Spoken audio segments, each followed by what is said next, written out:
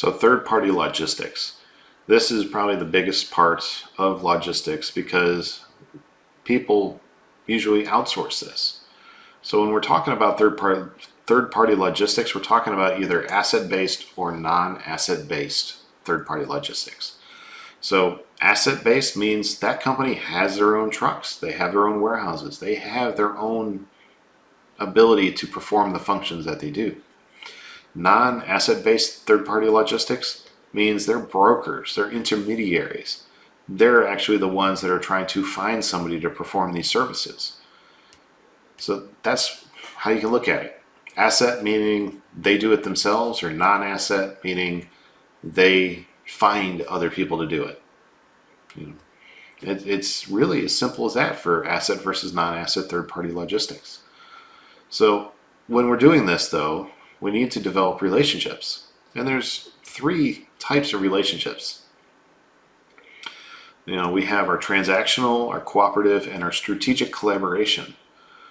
So our transactional, these are kind of our one-off things. We're looking at win versus who cares. It's not win-win, it's not win-lose or lose-lose. It's win, who cares. We're looking at the price. We might only be going to a website and putting in the information, and it shows us some options, and we click yes, that's the one we want, and we pay for it. It could be that simple because we really don't care. We win because we got the service we need, and it might have been no one on the other end. So we're looking at cost and price here. So we're looking for the best price. So we might be looking at 10 companies that might do a less than truckload for us, and we're just going with the cheapest one because we really don't care who does it. We just want it to be shipped. Then we have our cooperative. So this is a win-win. So we're starting to get a bigger scale here. Instead of a one-off shipment, if we're normally a small package carrier like UPS or FedEx user, and now we need to ship a pallet, well, using a transactional for a one-time pallet shipment is not too bad. But let's say we're starting to do more pallet shipments, and now we need to we're scaling, we're getting bigger and bigger, so we need to move into cooperative. So we're starting to look into our joint planning, our long-term relationships. We're adding value, those services, adding value services. So our relationships are developing, day-to-day operations. Pick up the phone, we'd say, hey Joe, how's it going? How's the kids? Well, we couldn't do that with transactional because we really didn't care about the other side. But now we care, we're developing that relationship.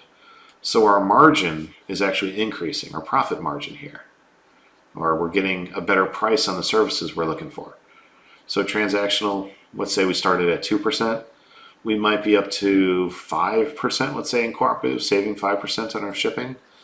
Now our strategic collaboration. So this is also a win-win because we're trying to innovate. We're trying to figure out new ways and better ways to do things. So we trust each other. This is a very long-term thing. And this relationship that we're developing is actually a competitive factor why some people might be deciding to use us.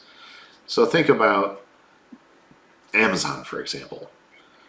Amazon uses FedEx, the post office, and up till about a year ago used FedEx. So that Amazon used 3, UPS, FedEx, and the post office. However, it was big news about a year ago saying that Amazon was no longer using FedEx. Well, so that strategic collaboration just went away. So they started to use UPS more and the post office more. And also Amazon started their own logistics side of it. So a delivery service provider, Amazon delivery service providers. So Amazon is looking for these more innovative ways to do their shipping, and that's how they did it. So when it comes down to it, relationships matter. It's not just about can we get the best price? It's developing those relationships because, yes, we might be getting the best price, but what else can we get for that? So when we look at third-party logistics, we have to look at the asset-based or non-asset-based and also these relationships. So how do we decide which way to go? So we have some trade-off analysis that we can do. So that will be our next topic.